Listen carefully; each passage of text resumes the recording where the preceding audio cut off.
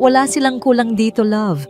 Sa katunayan, katatapos lang naming magmeryenda ng mahal mong nanay at tatay bago sila umakyat para magsiesta sa kanilang kwarto.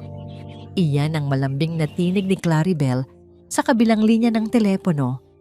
Isang boses na tila himig ng anghel na nagpapakalma sa pagod ni Elpidio mula sa mahabang biyahe. Nakasandal siya sa upuan ng sasakyan habang binabaybay ang mausok at masikip na kalsada ng Quiapo. Bit-bit ang pananabik na 4 na taong kinimkim sa ibang bansa.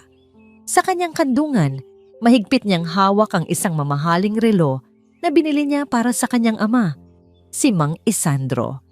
Naalala niya kung paanong ang mga kamay na yon, na dati puno ng kalyo sa pagsasaka, ang nagtulak sa kanya patungo sa pangarap. Buong akala niya, sa kanyang pagbabalik bilang isang matagumpay na piskal, ay isang marangyang buhay na ang idinudulot niya sa mga magulang sa ilalim ng pangangalaga ng kanyang asawa. Ngunit ang init ng hapon sa Maynila ay tila may dalang babala. Ang nakakarinding tunog ng mga busina ng diip at ang amoy ng sunog na krudo ay humahalo sa kaba sa kanyang dibdib. Habang nakatigil ang trapiko sa tapat mismo ng simbahan, napako ang tingin ni Elpidio sa isang figura sa gilid ng kalsada. Isang matandang lalaki na nakasuot ng basahan. Ang balat ay tila uling sa dumi at may bit-bit na plastik na puno ng mga tirang pagkain. Ang mundo ay tila huminto sa pag-ikot ng mamukhaan niya ang pilay na binti at ang malalim na peklat sa kaliwang braso ng matanda. Isang peklat na nakuha nito noong iligtas siya mula sa nasusunog nilang kubo noong bata pa siya. Ang lalaking nasa kalsada na ngayon ay tila isang anino na lamang ng tao ay ang kanyang ama. Walang pag-aalinlangang binuksan ni Elpidio ang pinto ng sasakyan at lumabas sa gitna ng nagngangalit na trapiko. "Tay! Tatay Isandro!" Ang sigaw niya. Ang boses ay nangangatog sa pagitan ng galit at hapis. Lumingon ang matanda. Sa isang saglit, nagsalubong ang kanilang mga mata. Ang mga matang dati puno ng dangal, ngayon ay puno ng matinding kahihiyan at takot. Sa halip na lumapit, mabilis na tumalikod si Mang Isandro at pilit na kinaladkad ang kanyang pilay na binti patungo sa madidilim na iskinita ng Quiapo. Kumaripas siya ng takbo na tila isang kriminal na umiiwas sa batas. Iniwan ang kanyang anak na nakatayo sa gitna ng kalsada, napapaligiran ng mga taong walang pakialam sa nagaganap na trahedya. Naiwan si Elpidio na parang estatwa. Ang hangin sa kanyang paligid ay tila naging lason. Ang bawat tibok ng kanyang puso ay naging isang mabigat na dagok na dumudurog sa kanyang pagkatao. Pakiramdam niya ay may libu-libong karayom na tumutusok sa kanyang lalamunan, kaya't wala ni isang tunog ang lumalabas sa kanyang bibig. Ang kanyang mga kamay na kanina'y masayang humahawak sa regalo ay nanginginig na ngayon sa tindi ng pait. Ang amoy ng mamahaling pabango sa loob ng kanyang sasakyan ay tila naging amoy ng nabubulok na kasinungalingan. Paano naging pulubi ang haligi ng kanyang tahanan habang ang kanyang asawa ay nagkukwento ng masayang merienda at siesta. Ang bawat laryo ng kanilang mansyon sa Dasmariñas ay tila gumuho sa kanyang paningin, naging alabok na humahalo sa dumi ng Quiapo. Tumitibok ang kanyang sentido sa tindi ng presyon at ang bawat mukha ng taong dumadaan ay tila nagtatawan sa kanyang kamangmangan. Sa ilalim ng nagbabagang sikat ng araw, naramdaman ni Elpidio ang isang malamig na katotohanan na humahaplos sa kanyang kaluluwa. Isang katotohanang mas masakit pa sa kamatayan. Habang unti-unting nawawala ang anino ng kanyang ama sa karamihan, isang tanong ang naiwang umaalingaw-ngaw sa kanyang isipan, tila isang sumpa na hindi na siya tatantanan. Saan nagtatapos ang pagmamahal at saan nagsisimula ang kataksilang pumatay sa dangal ng aking mga magulang? Tila ibang planeta ang Dasmariñas Village kumpara sa impyernong inuwian niya kanina sa Quiapo. Habang pumapasok ang sasakyan ni Elpidio, Sa dambuhalang gate ng kanilang subdibisyon, sinalubong siya ng mga nagtatayugang puno ng akasya at ang nakabibinging katahimikan ng yaman. Walang busina, walang usok, at walang bakas ng kahirapan. Ngunit sa halip na gumaan ang kanyang pakiramdam, lalo lamang bumigat ang kanyang dibdib na para bang ang bawat segundong lumilipas ay humihigop sa hangin sa kanyang baga. Ang karangyaan sa paligid ay tila isang insulto sa nakita niyang kalagayan ng kanyang ama. Pagpasok niya sa driveway ng kanilang mansyon, nakita niya agad si Claribel. Nakatayo ito sa may pintuan, suot ang isang puting seda na bestida na mas lalong nagpalitaw sa kinis ng kanyang balat.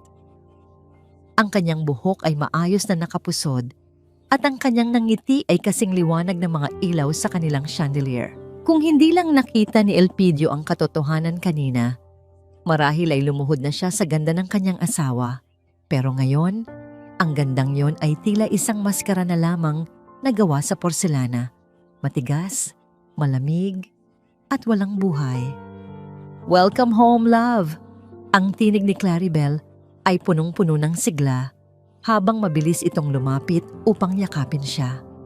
Amoy na amoy ni Elpidio ang mamahaling pabango nito. Isang amoy na pilit tinatakpan ng baho ng panloloko. Nanigas si Elpidio. Gusto niyang sumigaw. Gusto niyang itanong kung bakit namamalimos ang tatay niya habang ang asawa niya ay nagpapakasasa sa luho. Ngunit naalala niya ang bilin ng kanyang propesor sa batas. Huwag kang magtatanong kung hindi mo pa hawak ang ebidensya. Kaya't pilit niyang nilunok ang apdo sa kanyang lalamunan at iginanti ang isang matamlay na yakap. "Pagod lang ako sa biyahe." Ang mahinang palusot ni Elpidio. Bagamat ang totoo ay pagod na siya sa kasinungalingan. Mula sa grand staircase, bumaba ang kanyang biyenan, si Doña Isabela.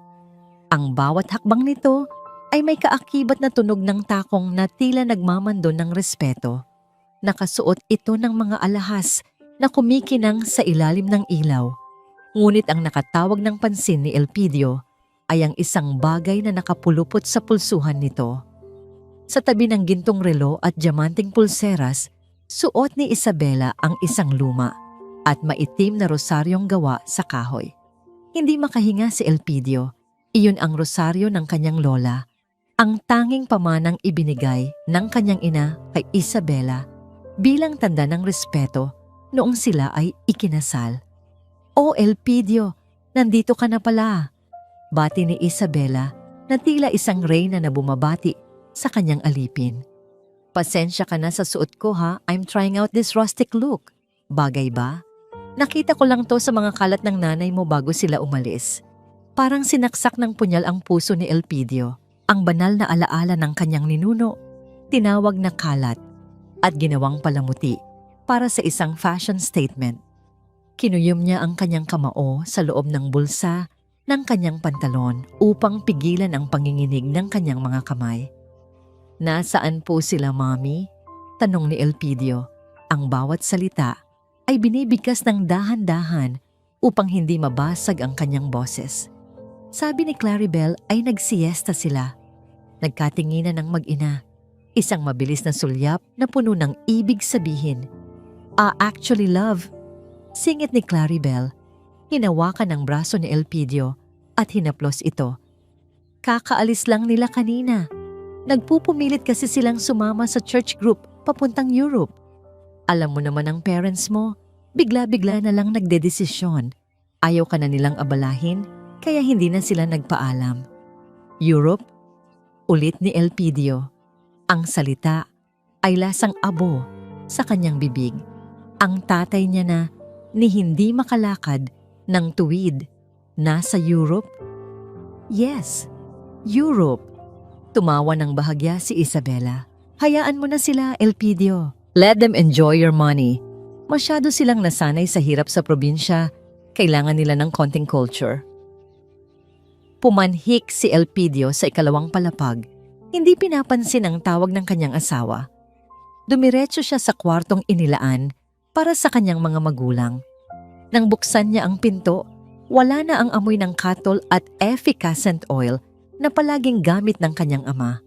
Wala na ang altar ng birhen na laging dinadasalan ng kanyang ina. Ang kwarto ay naging isang malawak na walk-in closet. Ang mga dingding ay napuno ng mga estante ng sapatos ni Claribel, daan-daang pares ng sapatos na nagkakahalaga ng higit pa sa buhay ng isang mahirap. Ang kama, kung saan dapat nagpapahinga ang kanyang mga magulang, ay pinalitan ng isang malaking salamin at isang vanity table na puno ng mga kolorete. "Kinailangan ko ng space, love," ani Claribel na nakasunod pala sa kanya. Ang boses ay may halong pagpapaawa. Saka hindi naman nila gusto dito. Masyado daw malamig ang aircon. Mas gusto daw nila sa labas. Sa labas. Ang ibig sabihin ba niya ay sa kalsada? Sa ilalim ng init at ulan? Hindi na kumibo si Elpidio. Pumasok siya sa banyo at doon, sa harap ng lababo, binuksan niya ang gripo ng malakas upang lunurin ang tunog ng kanyang paghikbi. Tinitigan niya ang kanyang sarili sa salamin. Ang lalaking nakikita niya ay hindi isang matagumpay na abogado, kundi isang anak na nabigo, isang asawang nauto, at isang taong unti-unting namamatay sa loob. Kinagabihan, hindi dinalaw ng antok si Elpidio. Ang malambot na kutsyon ay parang tinik sa kanyang likod, habang katabi ang asawang mahimbing na natutulog ng walang bahid ng konsensya. Bumangon siya at dahan-dahang lumabas patungo sa likod bahay. Ang hangin ay malamig, ngunit ang kanyang dugo ay kumukulo. Sa dulo ng hardin, malapit sa pader, may nakita siyang isang itim na trash bag na hindi pa nahahakot ng basurero. May kung anong puwersa ang nagtulak sa kanya upang buksan ito. Sa ilalim ng mga balat ng prutas at mga tissue, nakita niya ang isang bagay na nagpatigil ng kanyang paghinga. Isang lumang photo album. Ang album ng kanilang pamilya na dinala ng kanyang nanay mula sa Batangas. Ito ay sunog na sa gilid, tila sinubukang sunugin, ngunit hindi natupok lahat. Kinuha niya ito. Ang mga daliri ay nanginginig sa galit at sakit. Sa isang pahina na natitira, nakita niya ang litrato ng kanyang ikapitong kaarawan. Nakayakap sa kanya ang kanyang tatay Isandro at nanay Marilu. Parehong nakangiti, kahit butas ang kanilang mga damit. Niyakap ni Elpidio ang album sa kanyang dibdib at tumingala sa madilim na langit. Ang mga luha ay tuluyan ng umagos, hindi dahil sa lungkot, kundi dahil sa isang sumpa. Sa gabing iyon, namatay ang inosenteng Elpidio at isinilang ang isang anak na handang maningil, kahit pa ang kabayaran ay ang kanyang sariling puso. Maaga pa lamang ay umalis na si Elpidio sa mansyon, bit-bit ang isang huwad ng ngiti. At ang dahilan, na kailangan niyang makipagkita sa isang dating kliyente sa korte. Hindi na siya lumingon pa sa kaway ni Claribel mula sa bintana. Ang bawat hakbang niya palayo sa bahay na yon ay tila pagtakas mula sa isang magandang libingan na puno ng mga lihim. Ang kanyang isipan ay nakatuon lamang sa isang pangalan, Lira. Si Lira na higit pa sa isang katulong. Siya ang batang itinuring na bunsong kapatid ng kanyang ina, ang tanging saksi sa mga huling sandali ng kanyang mga magulang sa loob ng bahay na yon. Ang sasakyan ni Elpidio ay dahan-dahang pumasok sa isang makitid na eskinita sa gilid ng Ilog Pasig. Malayo ito sa kintab ng Makati o sa katahimikan ng Dasmariñas. Dito, ang hangin ay mabigat sa amoy ng imbornal at nabubulok na basura. Ang mga bahay ay tila mga barahan na pinagpatong-patong, gawa sa kinakalawang na yero at mga tirang tabla. Habang naglalakad siya sa ibabaw ng mga basang tinalon na gawa sa kahoy, naririnig niya ang lagaslas ng maruming tubig sa ilalim, isang tunog na tila nagpapaalala sa kanya ng mga luhang hindi niya pa nailalabas. Natagpuan niya si Lira sa isang maliit na dampa. Nakaupo sa isang plastik na silya habang nagkakaskas ng uling sa isang luma at maitim na talyasi. Ang kanyang mga kamay ay puno ng sugat at ang kanyang mukha ay tila tumanda ng 10 taon sa loob lamang ng maikling panahon. Nang mag-angat siya ng tingin at makita si Elpidio, agad na nabitawan ni Lira ang hawak na pangkayod. Ang kislap ng takot sa kanyang mga mata ay sapat na upang kumpirmahin ang lahat ng hinala ni Elpidio. Kuya Elpidio, ang pabulong na sambit ni Lyra. Ang kanyang boses ay nanginginig sa takot. Anong ginagawa niyo rito? Baka makita kayo ni Ma'am Claribel. Baka saktan niya ulit ako. Lumapit si Elpidio at lumuhod sa harap ng dalaga. Binaliwala ang duming dumidikit sa kanyang mamahaling pantalon. Lyra, nandito ako para sa katotohanan. Huwag kang matakot. Wala nang makakasakit sa'yo. Sabihin mo sa akin, anong nangyari sa nanay at tatay? Hindi na napigilan ni Lyra ang kanyang sarili. Ang kanyang mga balikat ay nagsimulang yumugyog sa tindi ng paghikbi. Sa pagitan ng mga hagulhol, nagsimulang lumabas ang mga salitang tila mga uling na nagbabaga sa pandinig ni Elpidio. Ikinuwento ni Lyra kung paanong pagkaalis ni Elpidio papuntang Amerika ay unti-unting naging impyerno ang buhay ng matatanda. Hindi sila pinapakain sa tamang oras at kung pakainin man ay ang mga tira-tirang pagkain na panis na. Sinasadya ni Ma'am Claribel na itago ang mga gamot ni Tatay Isandro.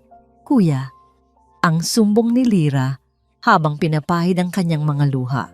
Sinasabi niya na sayang lang daw ang pera dahil mamamatay din naman ang matanda.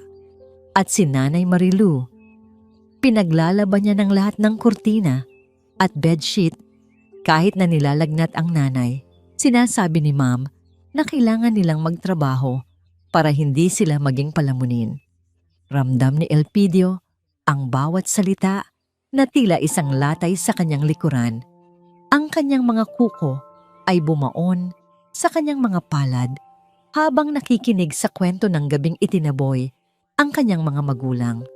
Iyon ay noong kasagsagan ng isang malakas na bagyo. Pinilit silang palagdain sa isang dokumento na nagsasabing kusa silang umaalis at isinusuko ang lahat ng kanilang karapatan sa lupain sa probinsya. Nang tumanggi ang kanyang ama, kinaladkad sila palabas ng mga security guard na inutusan ni Claribel at ng kanyang ina. Umuulan noon ng malakas, kuya. Wala silang dalang kahit ano, kundi ang mga damit na suot nila.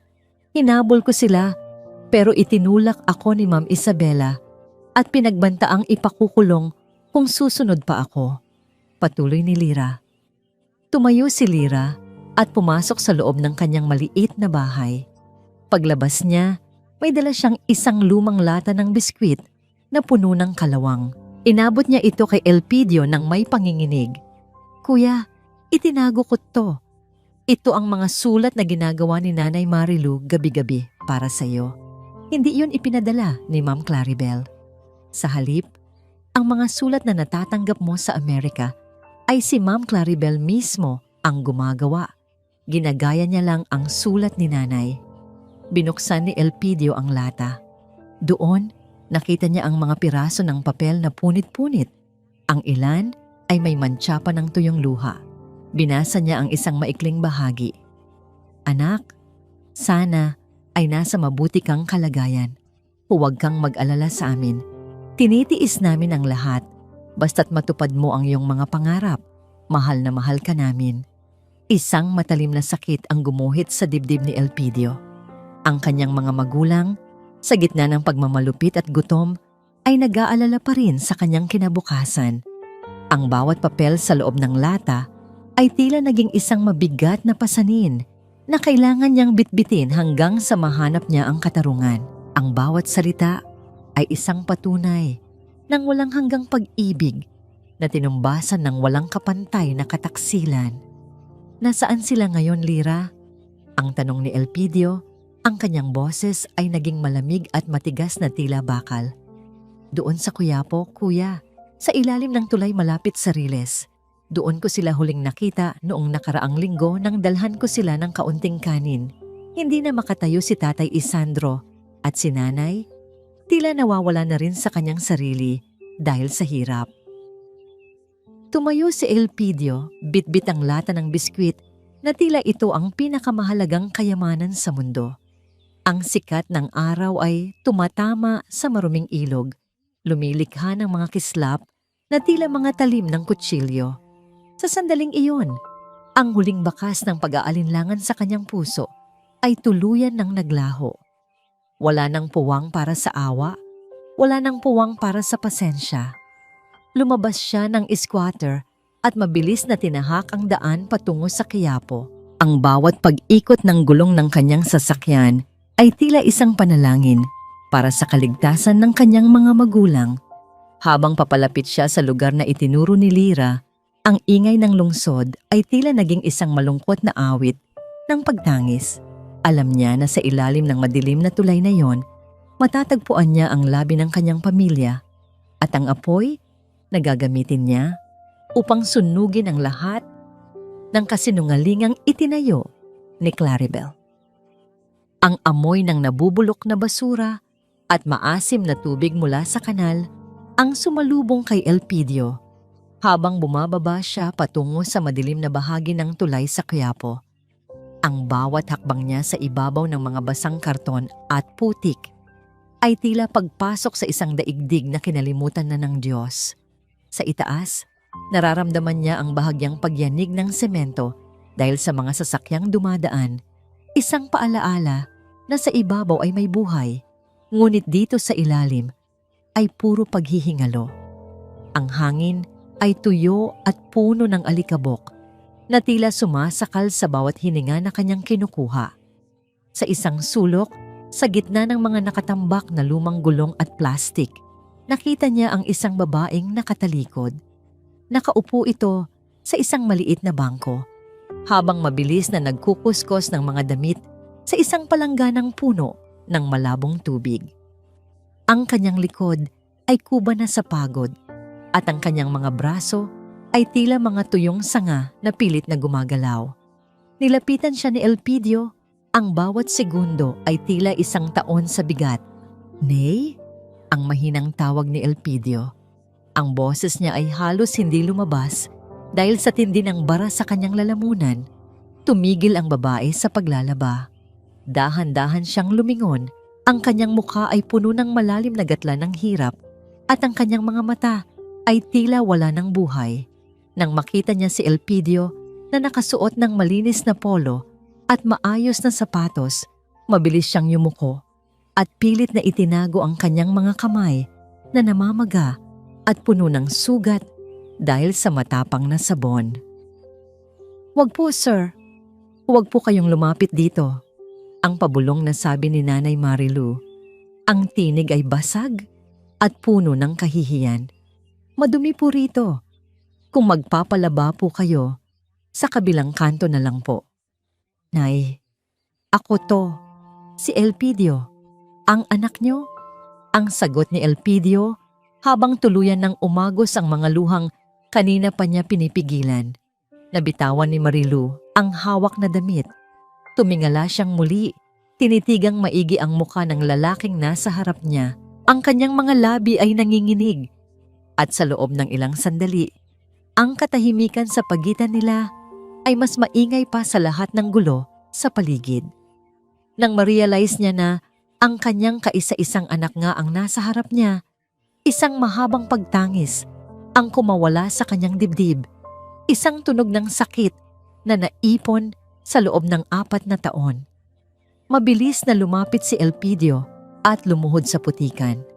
Hinawakan niya ang mga kamay ng kanyang ina at idinikit ito sa kanyang noo, isang mano. Puno-puno ng pagsisisi at pagmamahal, ang mga kamay na dating nag-aalaga sa kanya ngayon ay magaspang pa sa graba. Ngunit para kay Elpidio, iyon pa rin ang pinakamalambot na haplos sa mundo. "Patawarin niyo ako, Nay. Patawarin niyo ako dahil hinayaan kong mangyari ito." Ang paulit-ulit na pagsamo ni Elpidio habang yakap-yakap ang tuhod ng kanyang ina. "Anak, Elpidio." Ang tanging nasambit ni Marilu habang hinahaplos ang buhok ng anak. "Akala namin ay nakalimot ka na," sabi ni Claribel. Sabi niya ay ayaw mo na kaming makita dahil ikinahihiya mo na kami. Ang galit ni Elpidio ay tila isang bulkang muling nag-alboroto, ngunit pinilit niyang kumalma para sa kanyang ina. "Nasaan si Tatay, Nay? Nasaan si Tatay Isandro?" Itinuro ni Marilu ang isang madilim na sulok na natatakpan ng mga lumang sako. Doon, nakahiga sa ibabaw ng manipis at basang karton ang kanyang ama. Ang dating matikas at malakas na magsasaka ay tila naging isang kalansay na lamang. Ang kanyang pisngi ay lubog at ang kanyang paghinga ay mababaw at mabilis, na tila bawat hininga ay isang pakikipaglaban. Lumapit si Elpidio at nanginginig na hinawakan ang balikat ng ama. "Tay, nandito na ako." Si Elpidio po ito. Dahan-dahang idinilat ni Isandro ang kanyang mga mata. Sa gitna ng kanyang kalituhan at lagnat, isang mahinang ngiti ang sumilay sa kanyang mga labi. "Elpidio, anak, nakauwi ka na pala. Pasensya ka na. Hindi kita nasundo sa airport. Masakit lang ang binti ni tatay." Ang inosenteng pangungusap na yon ay tuluyang dumurog sa puso ni Elpidio. Sa kabila ng lahat ng ginawa sa kanila, ang tanging iniisip pa rin ng kanyang ama ay ang tungkulin nito sa kanya. Ang kadalisayan ng puso ng kanyang mga magulang ay kabaligtaran ng itim na kaluluwa ng asawang iniwan niya sa mansyon. "Tay, dadalhin ko kayo sa ospital. Ngayon din," ang sabi ni Elpidio habang sinusubukang buhati ng kanyang ama. Ngunit bigla na lamang nanigas ang buong katawan ni Isandro. Ang kanyang mga mata ay tumirik at ang kanyang mga kamay ay nagsimulang manginig ng malakas. Ang panginginig ay naging isang matinding convulsion na nagpabagsak muli sa kanya sa ibabaw ng karton. "Isandro! Isandro! Magsalita ka!" Ang sigaw ni Marilu habang pilit na hinahawakan ng asawa. Natigilan si Elpidio. Ang kanyang kaalaman sa batas ay walang silbi sa harap ng naghihingalong ama. Ang katahimikan sa ilalim ng tulay ay napuno ng takot at desperasyon habang hawak niya ang nanginginig na kamay ng ama. Isang sumpa ang muling nabuo sa kanyang isipan. Kung kailangang dumanak ang luha at dugo upang mabayaran ang bawat sugat na tinamo ng kanyang mga magulang, gagawin niya. Ngunit sa sandaling ito, ang tanging mahalaga ay ang mailigtas ang buhay na ito na tila unti-unti nang bumibitiw sa kanyang mga kamay. "Hindi ka pwedeng mamatay, Tay. Hindi pa. Hihingiin muna natin ang katarungan." Ang pabulong na pangako ni Elpidio sa gitna ng kadiliman. Ang bawat sandali sa loob ng puting pasilyo ng pribadong ospital ay tila isang habambuhay para kay Elpidio. Ang amoy ng alcohol at chloroform ay humahalo sa amoy ng putik na nananatili pa rin sa kanyang sapatos. Isang paalaala ng impyernong iniwan niya sa Quiapo. Sa tulong ng kanyang kaibigang si Tirso, na isagawa nila ang sikretong paglipat sa kanyang ama nang walang nakakaalam. Habang pinagmamasdan niya si Mang Isandro na ngayon ay nakakabit sa mga makina at mahimbing na natutulog, naramdaman ni Elpidio ang isang malamig na determinasyon na nananalatay sa kanyang mga ugat. "Tirso, bantayan mo sila. Huwag mong hahayaang may makalapit na kahit sino, lalo na ang mga tauhan ni Claribel." Ang pabulong na utos ni Elpidio, ang kanyang boses ay tila isang talim na dumaan sa hasaan. "Makakaasa ka, Elpidio, pero kailangan mo nang bumalik sa mansyon. Magtataka na sila kung bakit ka nagtagal." Tugon ni Tirso habang inaayos ang suot na sombrero. Huminga ng malalim si Elpidio. Hinawakan niya ang kamay ng kanyang ina na nakaupo sa tabi ng kama, at kahit walang salitang namutawi, ang higpit ng kanyang hawak ay sapat na upang sabihing tapos na ang kanilang panahon. Magsisimula na ang sa akin. Pagdating sa mansyon, sinalubong siya ng mabangong samyo ng mga sariwang bulaklak at ang malamig na hangin mula sa aircon. Ang kintab ng sahig na gawa sa marmol ay tila nanunukso sa kanya. Ipinapaalala kung gaano kadali para sa kanyang asawa na magtago ng dumi sa ilalim ng karangyaan. Nakita niya si Claribel na nakaupo sa sofa, nagbabasa ng isang fashion magazine habang humihigop ng tsa. Ang tagal mo, love. Sabi mo ay saglit ka lang. Ani Claribel, hindi man lang nag-aangat ng tingin. Ngunit may bahid ang hinala sa tono ng kanyang boses. Dahan-dahang lumapit si Elpidio. Inalis niya ang kanyang coat at isinampay ito sa silya. Pasensya ka na, love. Maraming papeles na kailangang ayusin sa opisina. Alam mo naman ang trabaho ng isang piskal, laging puno ang mesa. Tumayo si Claribel at lumapit sa kanya. Sinuri nito ang kanyang mukha. Tila naghahanap ng kahit anong bitak sa kanyang ekspresyon. Bakit parang amoy usok ka at may dumi ang sapatos mo? Ngumiti si Elpidio, isang nangiting pinanday ng galit, ngunit pinakintab ng pagbabalat kayo. Dumaan ako sa isang construction site kanina para tignan ang itinatayong building ni Tirso. Alam mo naman ang kaibigan ko, humihingi ng payong legal. Hinawakan ni Elpidio ang baywang ng asawa at hinila ito papalapit. Ang pagdampi ng kanilang mga balat ay nagdulot ng pangingilabot sa kanya. Ngunit pinilit niyang huwag ipakita ang pandidiri. Pagod na pagod ako, Claribel. Pwede mo ba akong ipagmeryenda?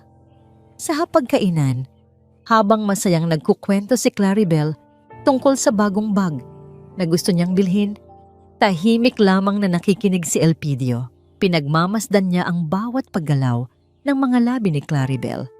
Iniisip kung paanong ang mga labing iyon ay nakapag-utos na itapon ang kanyang mga magulang sa gitna ng bagyo. Pagkatapos kumain, dinala ni Elpidio si Claribel sa kanilang kwarto. Pinaupo niya ito sa gilid ng kama at dahan-dahang inalis ang mga suot nitong sapatos. Anong ginagawa mo, love? Tanong ni Claribel na may halong landi sa tinig. Gusto lang kitang pagsilbihan. Alam ko namang napagod ka rin sa pag-aasikaso ng bahay habang wala ako. Sagot ni Elpidio. Nagsimula niyang masahihihin ang mga paa ni Claribel. Ang bawat pagpisil niya ay may kaakibat na alaala ng kanyang amang pilay na kinaladkad palabas ng bahay na ito. Ang mga paang ito na kanyang hinihimas ay marahil ang parehong paang nagtabo sa kanyang ina sa putikan. Ito ang kanyang golden moment, isang eksena ng pagsisilbi na puno ng mali siya. Habang nakapikit si Claribel sa sarap ng masahe, ang mga mata ni Elpidio ay nananatiling nakadilat, madilim at walang kibo. Love, pabulong na tawag ni Elpidio habang dahan-dahang tumititig sa mga mata ng asawa. Naisip ko, parang naging mabilis ang ating kasal noon. Hindi natin masyadong na-enjoy ang selebrasyon dahil kailangan ko agad umalis. Ano ang ibig mong sabihin? Tanong ni Claribel, tila naguguluhan. Gusto kong magdaos tayo ng isang malaking handaan, isang renewal of vows. Gusto kong ipamukha sa buong mundo kung gaano kita kamahal at kung gaano ako kaswerte sa iyo. Wika ni Elpidio, ang bawat salita ay tila isang matatamis na lason. Gusto kong imbitahan ang lahat ng ating mga kaibigan, ang mga kasamahan ko sa korte, at pati na rin ang media. Gusto kong gawin nating enggrande ang gabing iyon.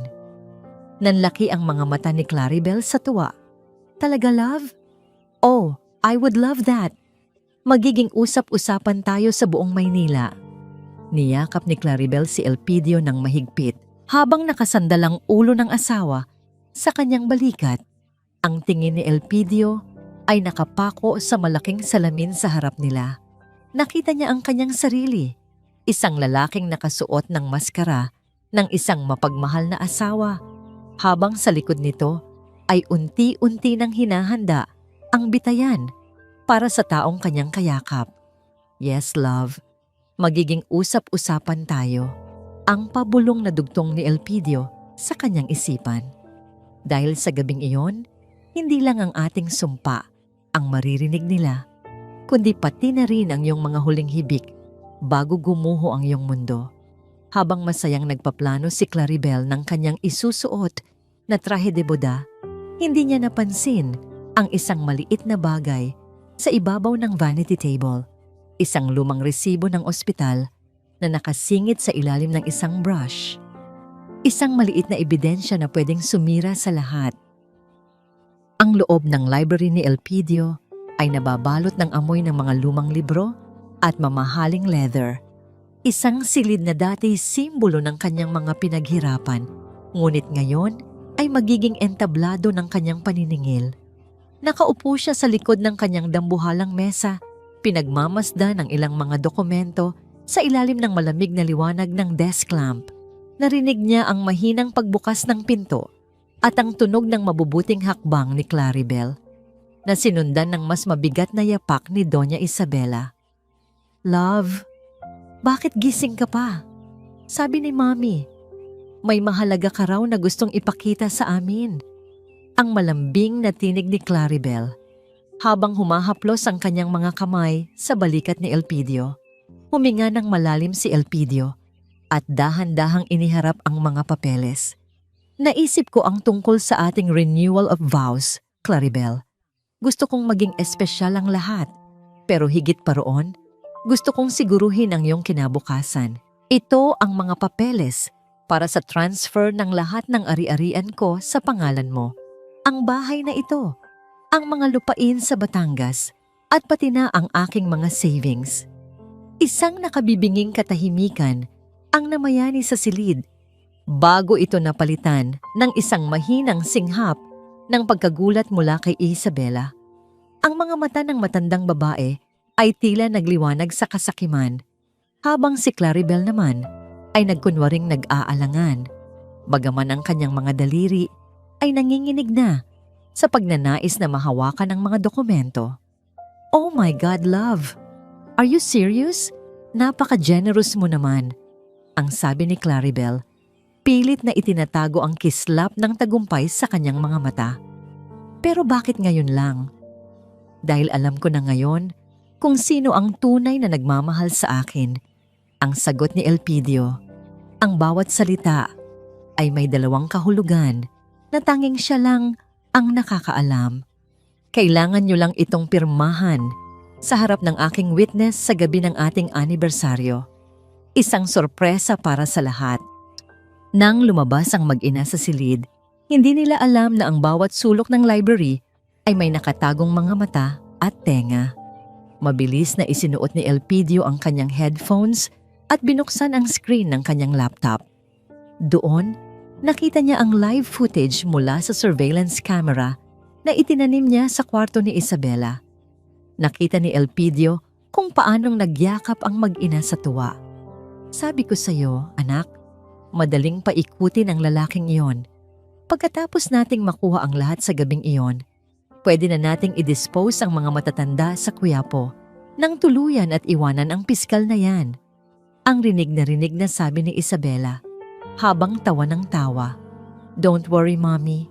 Isang pirma na lang at magiging malaya na tayo sa pamilyang ito na amoy putik," dagdag ni Claribel habang tinitignan ng kanyang sarili sa salamin. Ito ang kanyang golden moment, isang masakit na sandali ng katotohanan.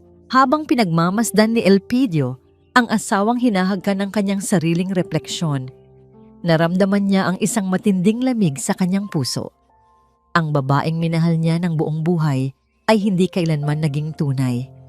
Ang bawat halik nito ay may presyo at ang bawat yakap ay may nakatagong patalim. Kinaumagahan, dinalaw ni Elpidio ang kanyang ama sa ospital. Ang silid ay payapa. Tanging ang mahinang tunog ng oxygen monitor ang maririnig na tila isang regular na pintig ng puso. Bahagyang nagmulat ng mata si Mang Isandro nang maramdaman ang hawak ng kanyang anak. "Elpidio, anak," ang paos na tinig ng matanda. "Napanaginipan ko ang nanay mo.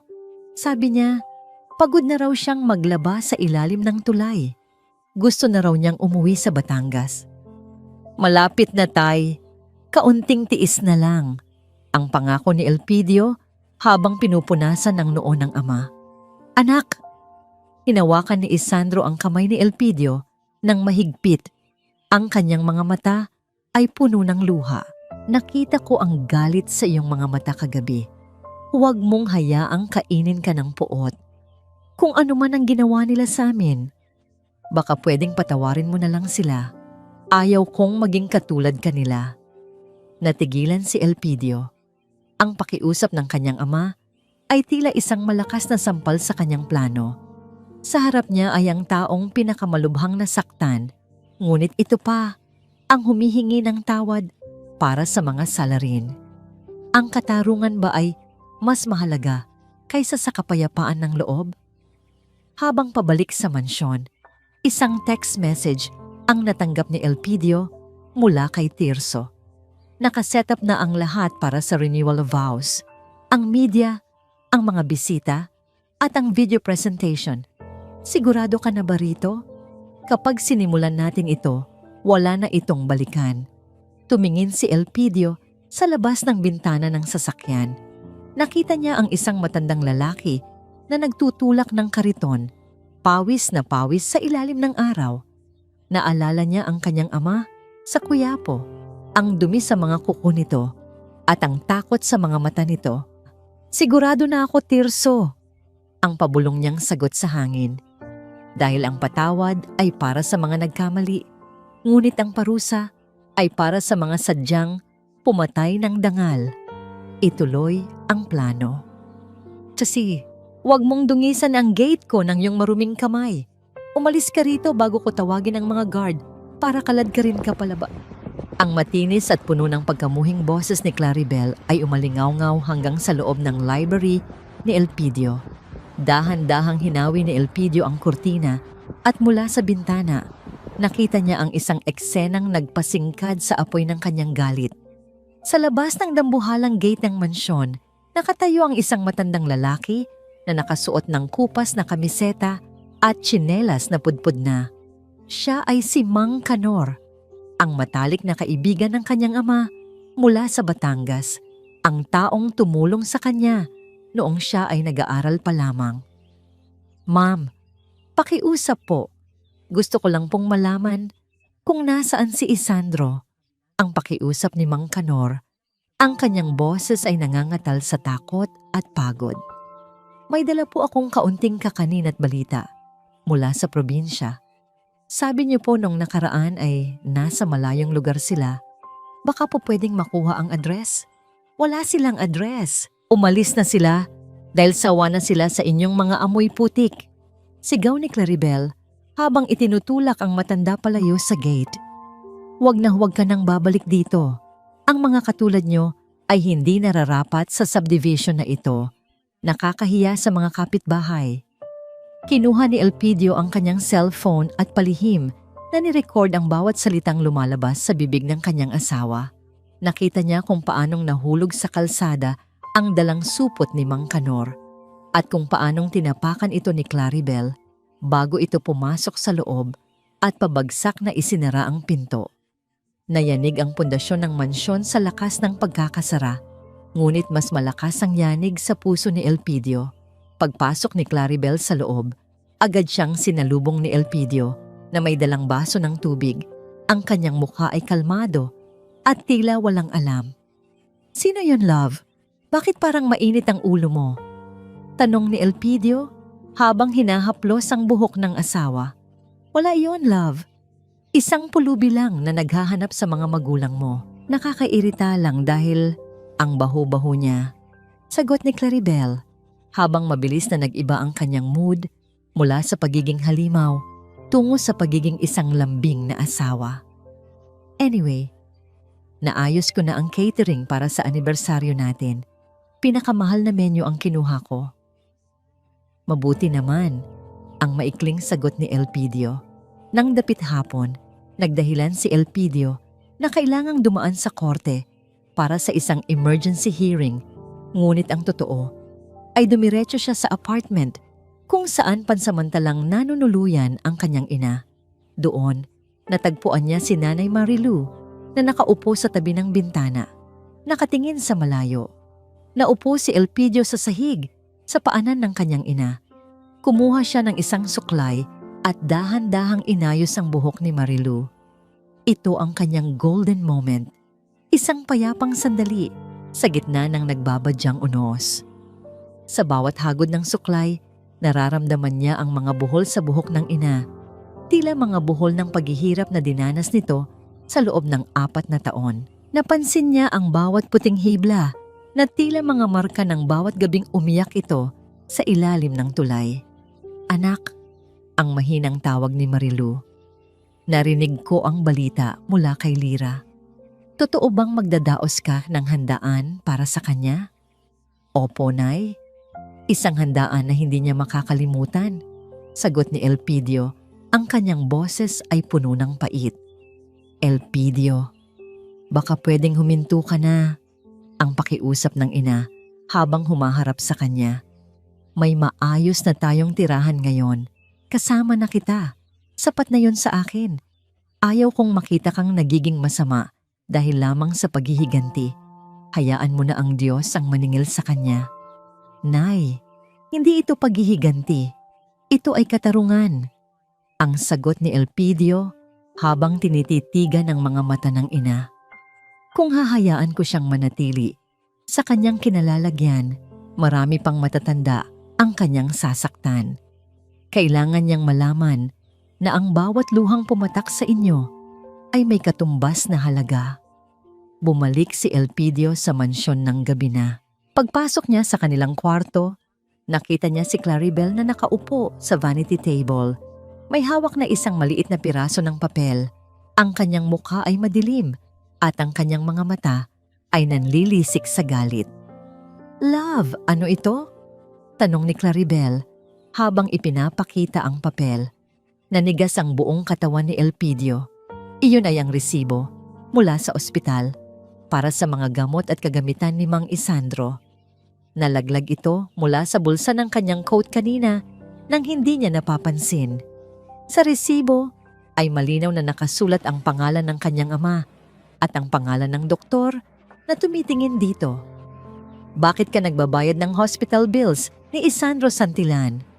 At bakit nakasulat dito na nasa intensive care unit siya?"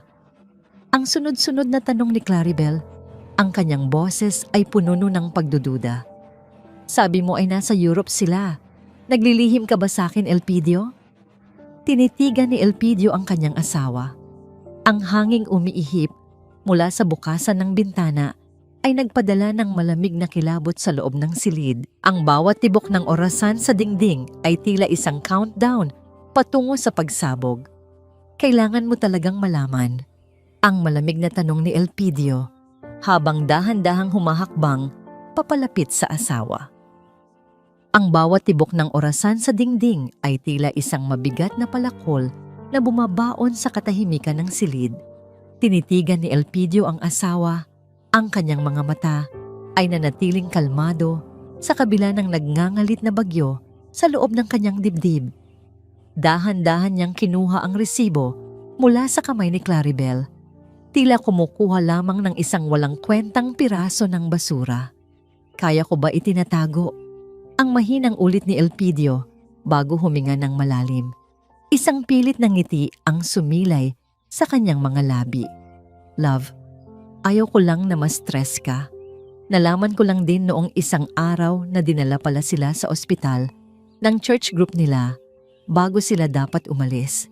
Sinabihan ko ang doktor na wag na kayong abalahin dahil busy kayo ni Mommy sa paghahanda para sa ating anibersaryo. Gusto ko sanang sorpresa na lang na sabihing maayos na ang lagay nila pagkatapos ng party."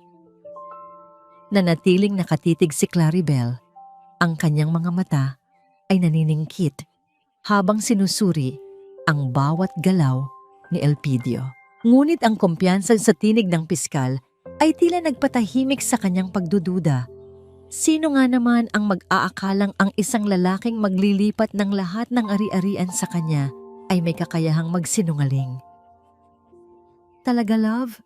Akala ko naman kung ano na," ang sabi ni Claribel habang lumuluwag ang kanyang pagkakahawak sa kanyang sariling balikat. "Nakakatakot naman kasi.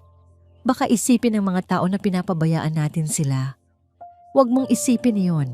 Halika, bumaba na tayo," aya ni Elpidio. "Naisipan kong ako ang magluluto ng hapunan natin ngayon. Isang huling hapunan bago ang malaking selebrasyon bukas." Sa kusina, ang amoy ng pinapakuloang sampalok at sariwang luya ay nagsimulang mamahay sa buong bahay. Pinapanood ni Claribel at Isabela si Elpidio habang maingat nitong hinihiwa ang mga gulay. Ang bawat bagsak ng kutsilyo sa sahig na gawa sa kahoy ay tila isang ritual. Inihahanda ni Elpidio ang sinigang na baboy, ang paboritong ulam ng kanyang ama, ang ulam na huling hiningi ng kanyang ina bago sila pinalayas. Habang kumakain, ang tunog lamang ng mga kubyertos na tumatama sa porselanang plato ang maririnig. Isang mabigat na atmosfera ang bumabalot sa hapagkainan sa kabila ng masarap na pagkain. Alam niyo ba, may hinawakan akong kaso sa korte noong 1 linggo. Ang basag ni Elpidio sa katahimikan habang dahan-dahang humihigop ng mainit na sabaw. Tungkol sa isang babaeng nagnakaw ng dangal ng kanyang sariling pamilya. Akala niya ay napakatalino niya, na naitago niya ang lahat ng kanyang dumi sa ilalim ng mamahaling alpombra. And then, anong nangyari? Tanong ni Isabela habang mabilis na sumusubo ng kanin. Nakalimutan niya ang isang mahalagang bagay. Dugtong ni Elpidio, ang kanyang tingin ay direktang nakapako kay Claribel. Ang katotohanan ay parang langis sa tubig. Kahit anong gawin mong paglubog, lilitaw. At lilitaw pa rin ito. Sa huli, siya rin ang nabulag sa sarili niyang ningning. Nakakaawa, di ba? Bahagyang nabitawan ni Claribel ang kanyang kutsara. Ngunit mabilis din itong nakabawi. Justice is served, I guess. Anyway, Mommy, did you show Elpidio the jewelry you're wearing for tomorrow? Itinaas ni Isabela ang kanyang kamay. Ipinapakita ang brilyanteng sing-sing na binili ni Elpidio. Ngunit sa kanyang kabilang pulsuhan ay naroon pa rin ang rosaryo ng lola ni Elpidio. Mami, baka pwedeng hiramin ko muna iyang rosaryo bukas? Tanong ni Elpidio. Ang boses ay puno ng pait na binalot ng lambing. Gusto ko sanang idasal yon para sa magandang simula ng ating bagong buhay. Of course, Elpidio. Here, kunin mo na, sabi ni Isabela habang tinatanggal ang rosaryo at iniabot ito. Ito ang kanyang golden moment. Nang mahawakan ni Elpidio ang malamig na kahoy ng rosaryo, naramdaman niya ang init ng mga dalangin ng kanyang lola. Isang simbolo ng katapatan na pansamantalang dinungisan ng kasakiman, ngunit ngayon ay nagbabalik na sa tunay na nagmamay-ari. Matapos ang hapunan, nagpahinga na ang lahat. Ngunit sa silid ni Elpidio, ang gabi ay puno ng paghahanda. Paulit-ulit niyang tinitignan ang video na i-edit ni Tirso, ang pagsasanib ng mga larawan ng kanilang kasal at ang mga video yun ang bawat kalupitang ginawa ni Claribel. Kinaumagahan, ang sikat ng araw ay pumasok sa bintana.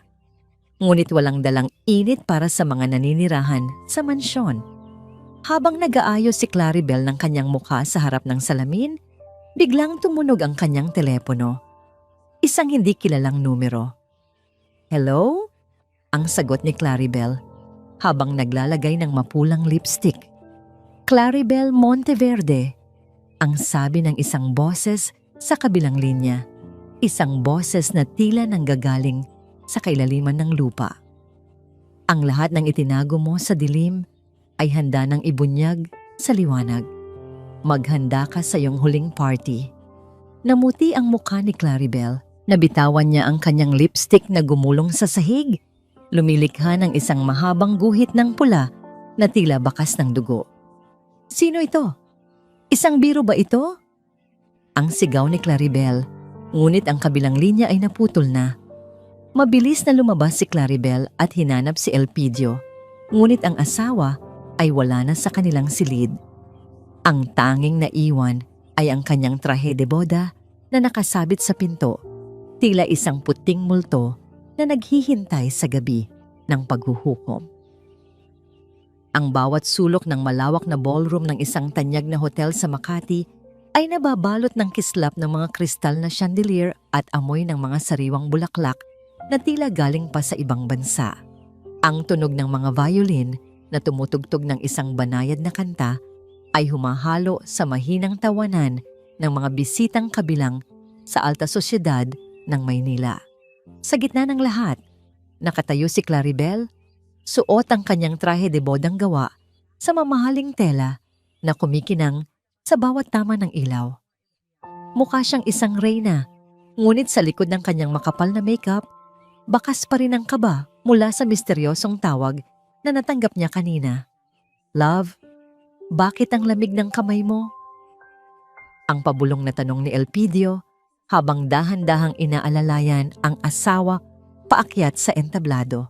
Nakasuot si Elpidio ng isang itim na tuxedo na lalong nagpadama ng kanyang kapangyarihan at autoridad. "Wala ito, love. Sobra lang sigurong excitement," sagot ni Claribel habang pilit na ibinabalik ang kanyang mapanlinlang na ngiti para sa mga kamera ng media na nakatutok sa kanila. Umakyat si Elpidio sa podium at kinuha ang mikropono. Ang bawat mata sa loob ng silid ay nakatuon sa kanya. Huminga siya ng malalim at sa isang sandali, ang lahat ng ingay sa paligid ay tila naglaho. Naiwan ang nakabibinging katahimikan ng paghuhukom. "Magandang gabi sa inyong lahat." Ang panimula ni Elpidio, ang kanyang boses ay malalim at matatag.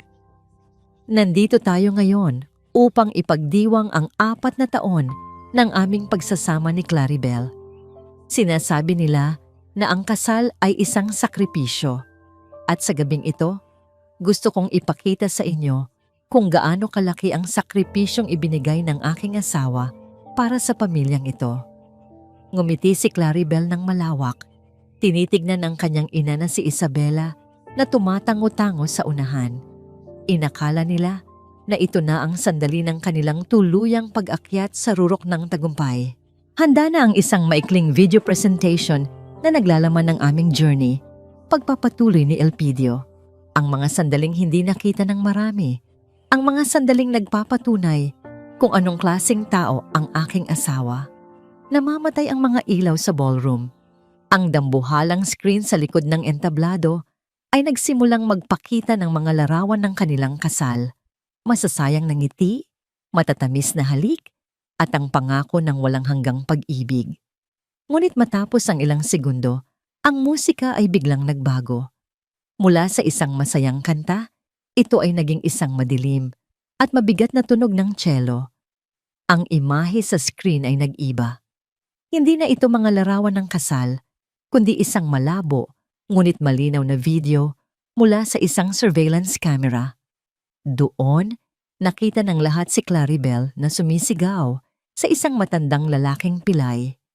Kitang-kita kung paanong itinulak ni Claribel si Mang Isandro sa sahig habang pilit na kinukuha ang isang dokumento. Ang boses ni Claribel sa video ay matinis at puno ng pagkamuhi. "Mamatay na kayo sa gutom. Wala kayong kwenta sa buhay namin." Isang sabay-sabay na singhap ng pagkagulat ang gumuhit sa hangin ng ballroom. Ang mga bisita ay nagsimulang magbulungan. Ang kanilang mga mata ay palipat-lipat mula sa screen patungo kay Claribel na ngayon ay tila estatwang naging puti sa takot. Hindi pa natatapos ang video. Ang susunod na eksena ay mas masakit. Ang imahe ni Nanay Marilu na naglalaba sa ilalim ng tulay ng Quiapo, basang-basa sa ulan, habang ang boses ni Isabela sa background ay naririnig na nagtatawa habang sinasabing, "Hayaan mo silang mabulok doon, anak. Ang mahalaga, sa atin na ang pera ng asawa mo." "Itigil niyo ito. Isang kasinungalingan ito. Deepfake iyan." Ang huling gapi ni Claribel habang sinusubukang abutin ang mikropono. Ngunit mabilis siyang nahawakan ng 2 lalaking nakauniporme ng pulis na kanina pa nakatayo sa gilid. "Ang katotohanan ay hindi kailanman nagbibiro, Claribel." Ang malamig na sabi ni Elpidio. Ang kanyang tinig ay umalingaw-ngaw sa buong hall.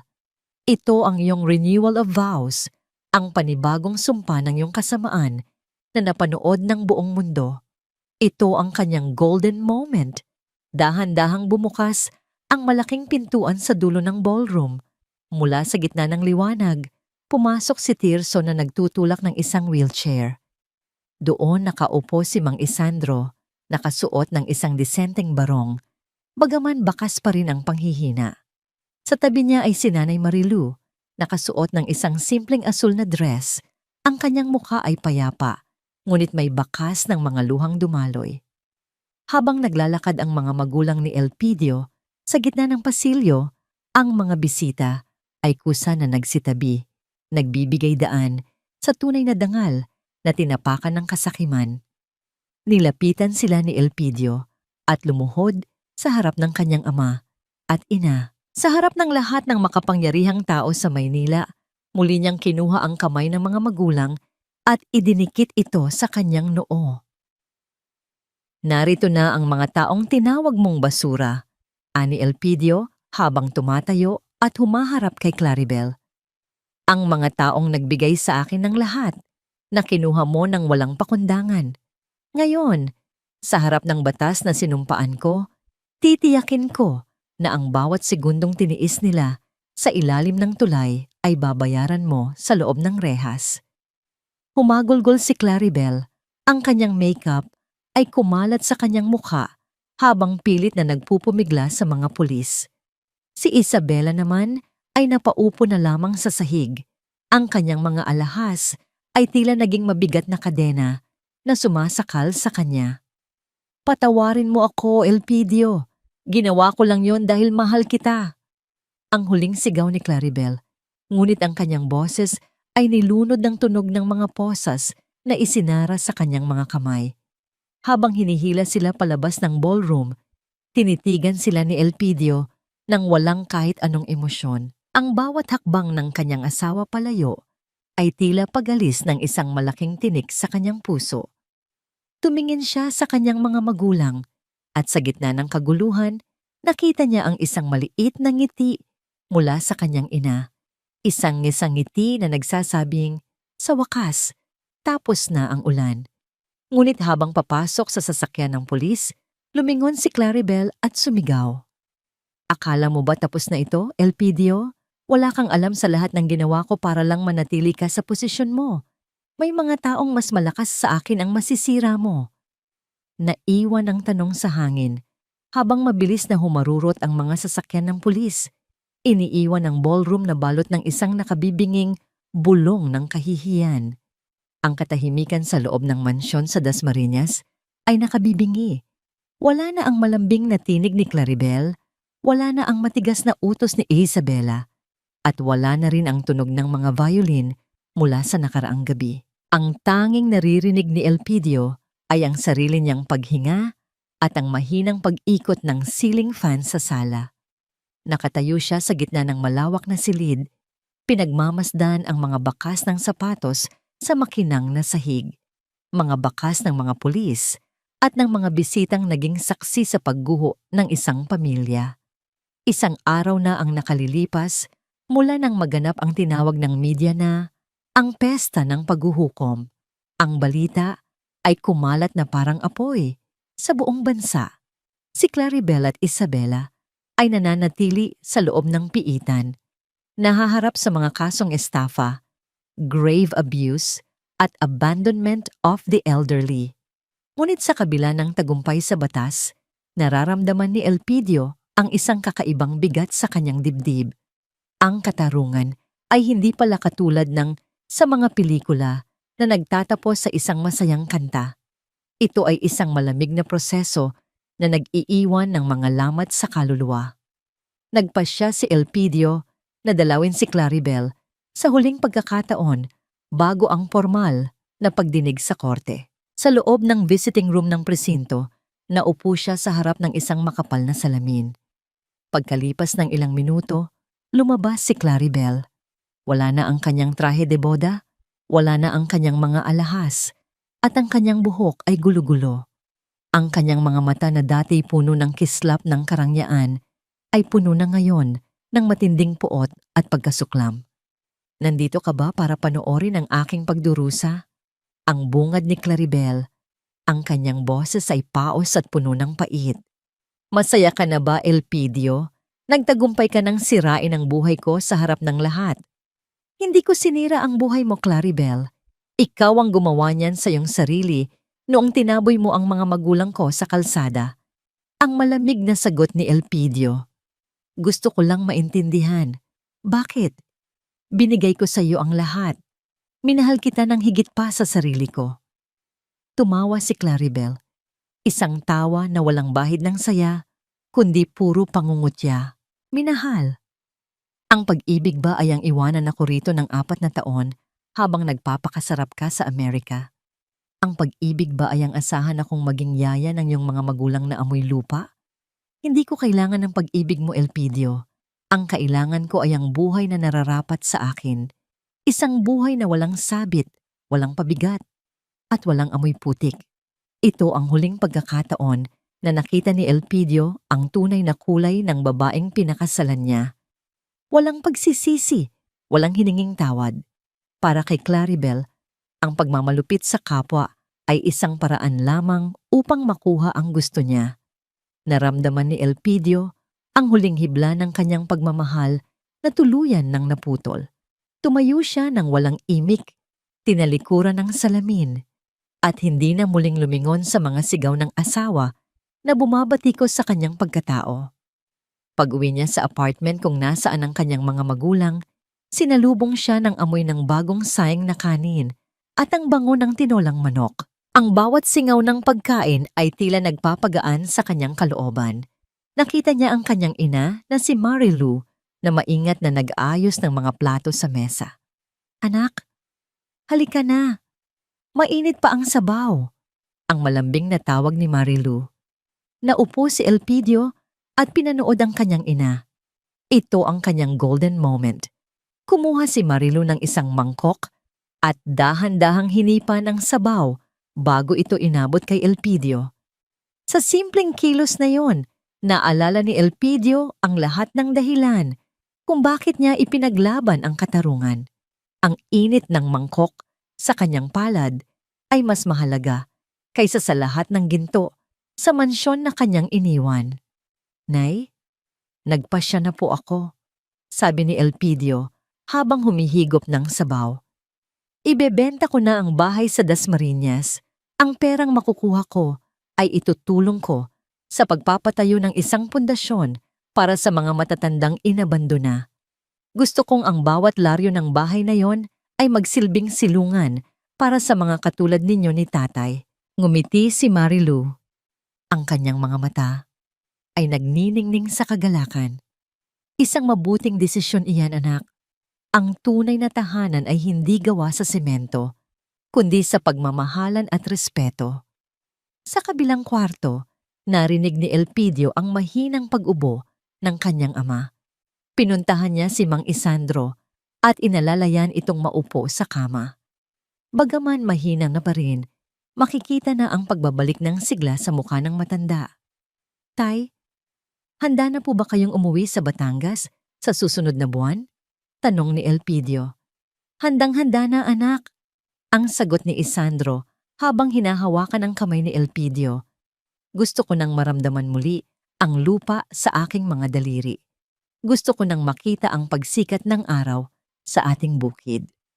Lumabas si Elpidio sa balkonahe ng apartment at tumingin sa mga ilaw ng lungsod. Ang gabi ay payapa. At ang ingay ng Quiapo sa malayo ay tila isang malungkot na alaala na lamang. Alam ni Elpidio na hindi magiging madali ang paglimot at ang mga pilat sa puso ng kanyang mga magulang ay mananatili habang buhay. Ngunit sa gitna ng kadiliman, nakakita siya ng isang maliit na bituin na kumikinang ng maliwanag. Ang halaga ng katotohanan ay hindi nasusukat sa kung ano ang nawala, kundi sa kung ano ang nailigtas.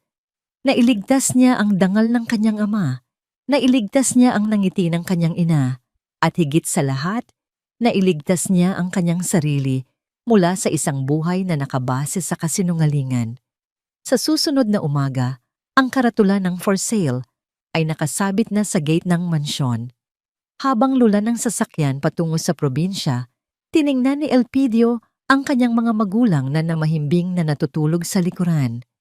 Isinara niya ang kanyang mga mata at sa wakas, naramdaman niya ang isang uri ng katahimikan na matagal na niyang hinahanap, ang katahimikan ng isang malinis na konsensya. Lumipas ang 2 taon na tila isang banayad na agos ng ilog. Dahan-dahang tinatangay ang mga labi ng nakaraang bagyo patungo sa dagat ng limot.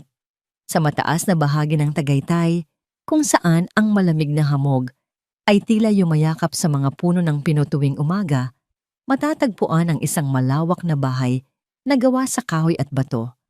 Hindi ito kasing ningning ng mansyon sa Dasmariñas, ngunit ang bawat sulok nito ay puno ng liwanag na nanggagaling sa mga bintanang laging bukas para sa sikat ng araw. Dito itinayo ni Elpidio ang Santillan Haven Foundation.